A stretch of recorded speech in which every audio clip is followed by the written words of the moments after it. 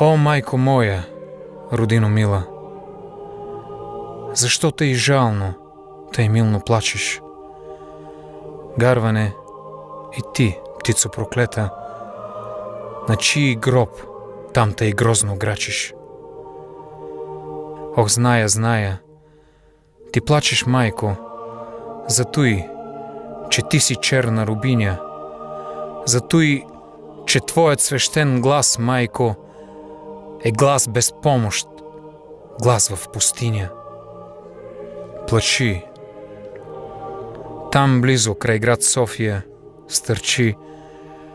Аз видях черно бесило и твой един син, Българио, виси на него със страшна сила.